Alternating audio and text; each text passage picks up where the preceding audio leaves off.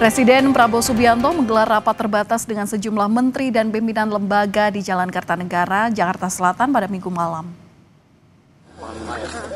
Dalam rapat terbatas malam hari ini, bahasannya mengenai salah satunya adalah soal penganugerahan gelar pahlawan nasional yang akan diumumkan pada Senin 10 November 2025.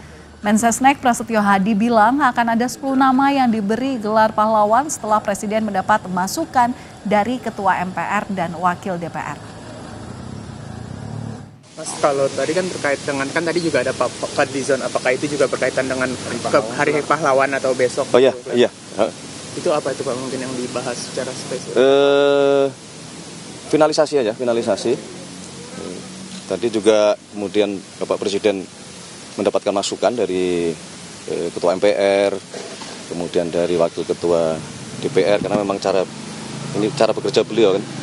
Beliau menugaskan beberapa untuk berkomunikasi dengan para tokoh, mendapatkan masukan dari berbagai pihak, sehingga diharapkan apa yang nanti diputuskan oleh Bapak Presiden, oleh pemerintah itu sudah melalui berbagai masukan.